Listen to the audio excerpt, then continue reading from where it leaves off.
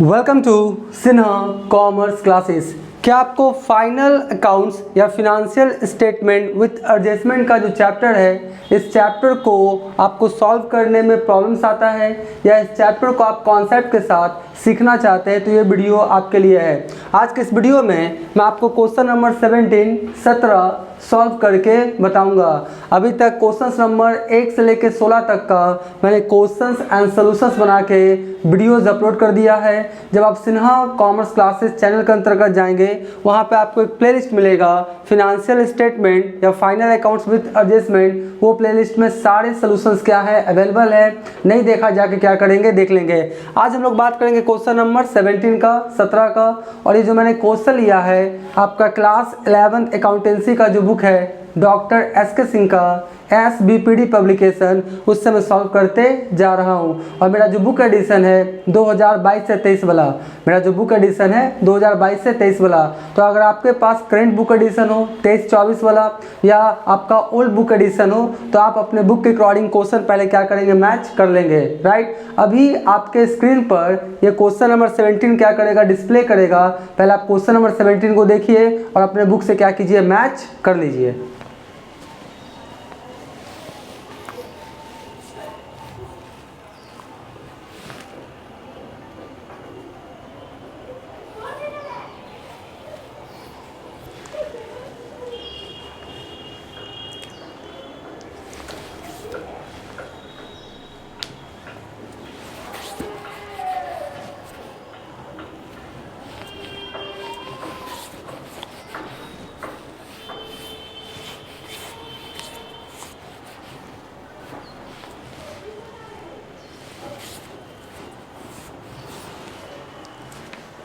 I hope आपने question क्या किया होगा, अपने बुक से मैच कर लिया होगा।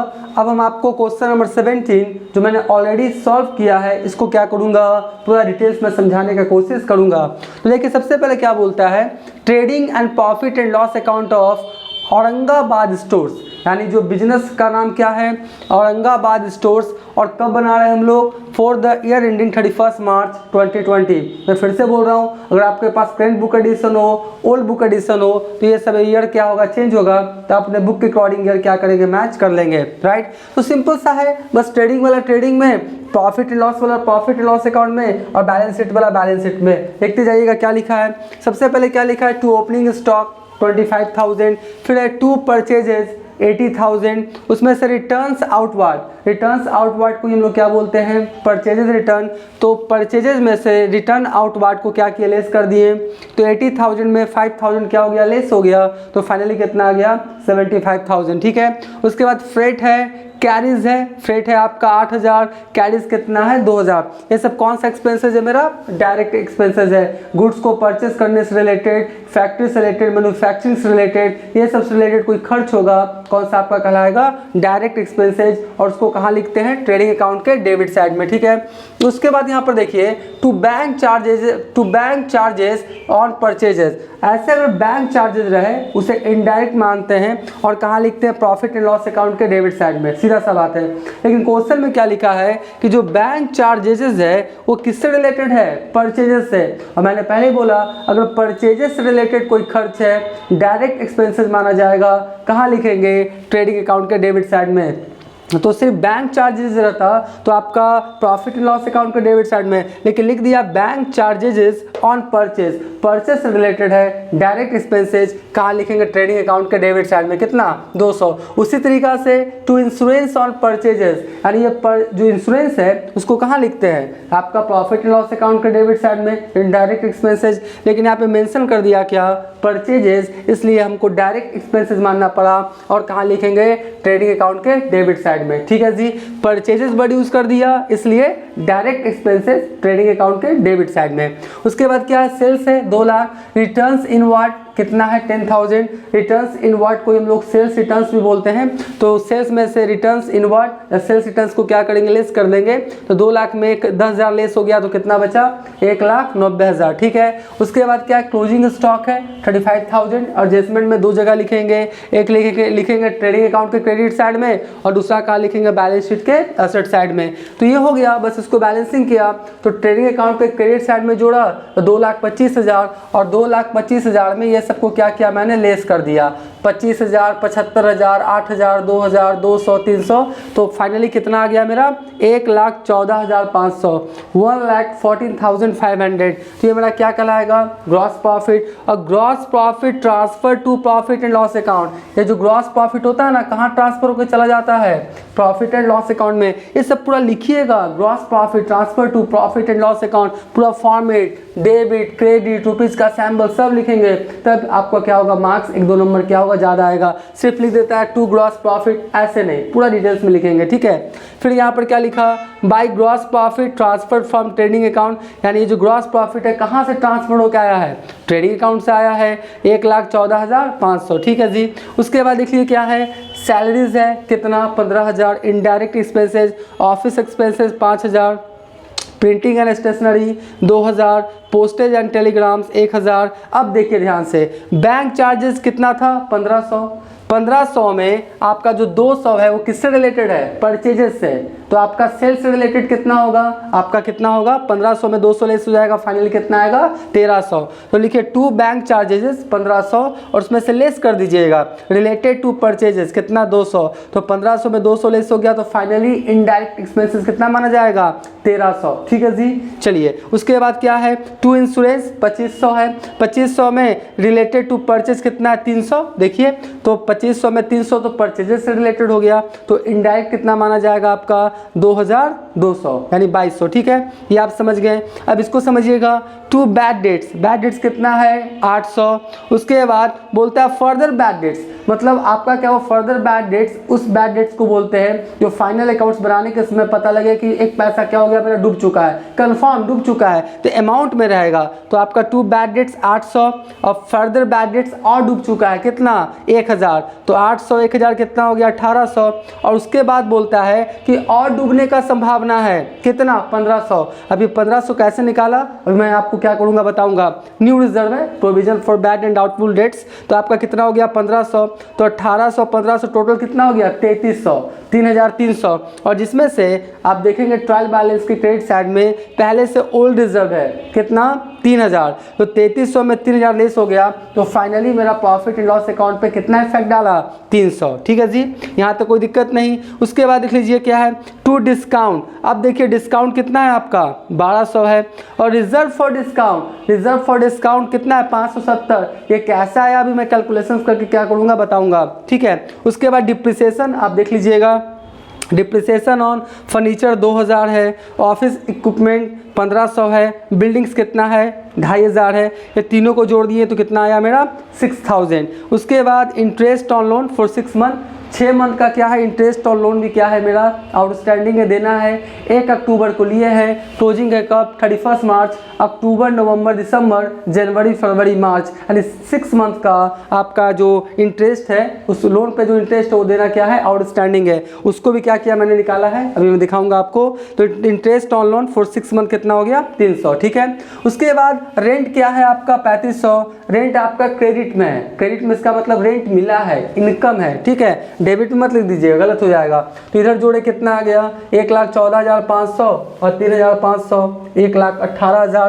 और 1,18,000 में ये जितना भी खर्च था ना सबको लेस कर दिया, 15,000, 5,000, 2,000, 1,000, 1,300, 2,200, 300, 1,200, 570, 6,300, ये सबको लेस कर दिया। तो फाइनली नेट प्रॉफिट कितना आ गया 83,130, 83,130 रुपीज़। और क्या लिखा है net profit transfer to capital account, और ये ट्रांसफर होकर कहाँ चला जाएगा आपका कैपिटल अकाउंट में। ये सब आपको दिखाई पड़ रहा होगा, बोर्ड छोटा है क्वेश्चंस बड़ा है, राइट। तो थोड़ा सा आप हॉरिजॉन्टल करके मोबाइल को देखिएगा, थोड़ा सा क्या करिएगा कॉन्ट्रास्ट क्या कीजिएगा बढ़ा लीजिएगा मोबाइल का, सब आपको विजुअल होगा। ये सब जो लाइट आ रहा है ना वो सनलाइट आ रहा है ना विंडो से, इसलिए थोड़ा दिखने में क्या होगा दिक्कत होगा, आप थोड़ा सा क्या करेंगे एडजस्ट कर लेंगे। उसके बाद क्या है ट्रेडिंग पीएल बन गया मेरा, कौन है balance sheet of Aurangabad stores as on 31 March 2020, ठीक है जी।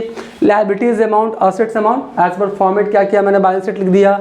उसके बाद क्या लिख लीजिए, सन्ड्री क्रेडिटर्स 20,000 है, 6% लोन कितना है 10,000, और उस पर अभी 6 मंथ का इंटरेस्ट देना क्या है, आउटस्टैंडिंग है। तो इंटरेस्ट ऑन लोन कितना 300, 10,000 300 कितना हो गया 10,300। आप चाहे तो अलग अलग भी दिखा सकते हैं, मतलब 6% लोन कितना 10,000 और फिर आउटस्टैंडिंग इंटरेस्ट ऑन लोन 300, तो 10,300 अलग अलग भी चाहे तो आप दिखा सकते हैं, कोई दिक्कत नहीं है।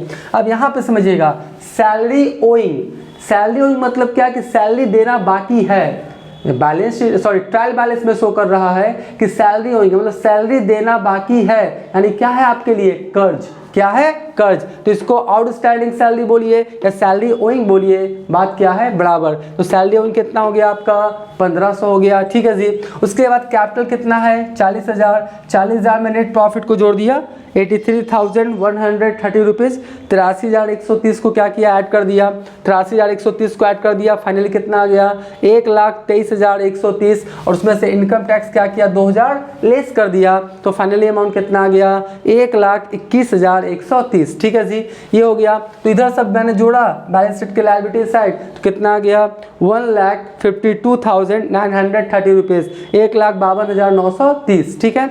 अब इधर देखिए कैश एट बैंक है 15,000, क्लोजिंग स्टॉक एडजस्टमेंट में है 2 जगह, ट्रेडिंग के क्रेडिट में, बैलेंस शीट का एसेट साइड में। इसको समझिएगा, रेंट रिसीवेबल, रिसीवेबल मतलब क्या, लेना बाकी है। रेंट रिसीव्ड रहता तो आपका कहाँ लिखते हैं, प्रॉफिट एंड लॉस अकाउंट के क्रेडिट साइड में, यानी मिल चुका है। रेंट रिसीव्ड रहता है यानी मिल चुका है, और रिसीवेबल मतलब क्या, लेना बाकी है, तो आपके लिए क्या है, असेट्स। कहाँ दिखाई पड़ेगा, बैलेंस शीट का एसेट साइड में, करेंट असेट्स है ना। एक बार फिर से, रिसीवेबल है, लेना बाकी है, रिसीव्ड रहता तो कहाँ लिखते हैं हम लोग, प्रॉफिट एंड लॉस अकाउंट के क्रेडिट साइड में, ठीक है। तो रेंट रिसीवेबल कितना लेना बाकी है 1,000। उसके बाद इसको समझिएगा, सन्ड्री डेटर्स आपका कितना है 31,000, ठीक है जी। इसमें क्वेश्चन में बोलता है कि 1,000 फर्दर बैड डेट्स हो चुका है, यानी 31,000 में 1,000 आपका डूब चुका है, आपको कंफर्म पता लग गया। तो 31,000 में 1,000 आपका डूब चुका है, जिससे हम लोग बोलेंगे फर्दर बैड डेट्स। तो बचा डेटर सब कितने का 30,000 का। 30,000 में भी बोलता है कि आपका 5% डूबने का संभावना है। देखिए मैंने निकाला है वर्किंग नोट्स में, रिमेनिंग डेटर्स पहले निकालिए। तो 31,000 में 1,000 मेरा डूब चुका है, फर्दर बैड डेट्स हो चुका है, तो फाइनली डेटर्स कितने का बचा 30,000 का। और 30,000 में भी 5% डूबने का क्या है, संभावना है। तो रिजर्व कीजिए, तो reserve for bad and doubtful debts, यानी बैड एंड डाउटफुल जो डेट्स है उसका 5% आपको नहीं पैसा मिलेगा, प्रोविजन कीजिए। तो 30,000 का 5% कितना हो गया 1,500। अब देखिए, अब जब डिस्काउंट निकालेंगे तो कैसे, आपका यहाँ पे देखिए reserve for discount on debtors total था आपका कितना 30,000 था ना। 30,000 में 1,500 रिजर्व हो गया, मतलब मिलने का संभावना नहीं है। तो 30,000 में 1,500 माइनस हो गया, तो बचा कितना 28,500। देखिए 30,000 में 1,500 लेस कर देंगे तो बचेगा कितना 28,500। और 28,500 जब डेटर्स आपको देने आएगा, उसमें भी आपको उसको क्या देना पड़ेगा 2% डिस्काउंट देना पड़ेगा। 2% क्या देना पड़ेगा, डिस्काउंट। डेटर्स पैसा पेमेंट करने आता है तो कुछ डिस्काउंट देना पड़ता है, तो कितना डिस्काउंट देना पड़ेगा 200। तो 30,000 में 1,500 प्रोविजन हो गया, तो बचा कितना 28,500। और 28,500 का 2% कितना होगा 570। बात समझ गए, 570 रुपीज़, यानी जितना डेटर्स बचेगा जो देने आएगा पेमेंट के तौर पे, उस पे निकालेंगे कितना 2%, ठीक है। तो 31,000 में 1,000 डूब चुका, बचा 30,000। 30,000 में 5% डूबने का संभावना है 1,500। तो 30,000 में 1,500 लेस हो गया, बच्चा कितना 28,500। तो 28,500 का कितना 2% कितना हो जाएगा 570। तो इसको देखिए 570 हो गया। तो मैंने लिखा क्या है 28,500, reserve for discount on debtors 570, 28,500 का 2% 570। तो फाइनली डेटर्स कितना बचा 27,930। देखिए था कितना 31,000 का, और पहुंच कहाँ गया 27,930 पे, क्योंकि 31,000 में 100 डूब चुका, 1,000 डूब चुका है, कंफर्म हो चुका। बचा 30,000, उसमें भी 5% डूबने का संभावना है। तो 30,000 में 5% 1,500 आपका माइनस हो जाएगा 28,500। 28,500 में भी 570 आपको डिस्काउंट देना पड़ेगा। तो फाइनली डेटर्स आपको कितना मिलेगा, डेटर्स से कितना पैसा मिलेगा 27,930। आई होप ये सारी बातों को आप समझ रहे होंगे। उसके बाद ऑफिस इक्विपमेंट है, डिप्रिसिएशन है, मैंने कैलकुलेट नहीं किया है क्योंकि बोर्ड थोड़ा छोटा है, ये सिंपल है, आप निकाल लीजिएगा, वर्किंग नोट में दिखा दीजिएगा। ऑफिस इक्विपमेंट कितना 10,000, 10,000 का 15% 1500, तो आपका 10,000 का 15% 1500, तो 10,000 में 1500 लेस हो गया तो 8,500। बिल्डिंग्स कितना है 50,000, उसका 5% बोल रहा है एडजस्टमेंट में देखिएगा, तो 50,000 का 5% कितना हो जाएगा 2500, तो 50,000 में 2500 लेस हो गया, कितना बचा 47,500। फर्नीचर कितने का है 20,000, उसका 10% बोल रहा है, तो 20,000 का 10% कितना हो गया 2,000, 20,000 में 2,000 लेस हो गया, कितना बचा आपका 18,000। तो इस तरह से जब इधर जोड़ेंगे ऑफसेट साइड में कितना आ जाएगा 1,52,930, इधर भी कितना आ गया 1,52,930। ठीक है, अब देखिए यहाँ पे थोड़ा सा, ये तो मैंने बता दिया। एक है आपका interest on loan for 6 month, 10,000 का लोन था, ठीक है, और कितने मंथ के लिए आपका 6 मंथ के लिए, अक्टूबर में लिए ना, अक्टूबर नवंबर दिसंबर जनवरी फरवरी मार्च, तो 6 मंथ के लिए, और कितना परसेंट के रेट से 6%, कितना आएगा मेरा 300 आएगा। तो देखिए मैंने यहाँ लिखा 10,000 और 300, 10,300, और यहाँ भी लिखा 300 क्योंकि अभी देना क्या है बाकी है। तो इस तरह से ये क्वेश्चंस क्या हो गया, बन के तैयार हो गया। पहले आप क्या करें, इसका स्क्रीनशॉट ले लें।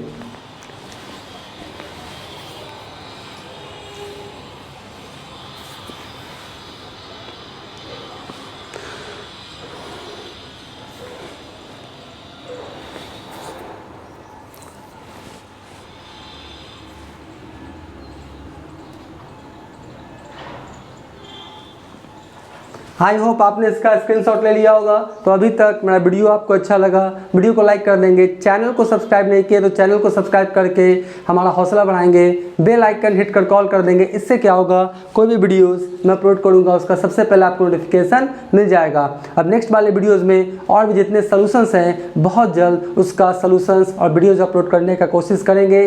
तो आज का वीडियो, आज का क्लास यहीं करते हैं। Thank you.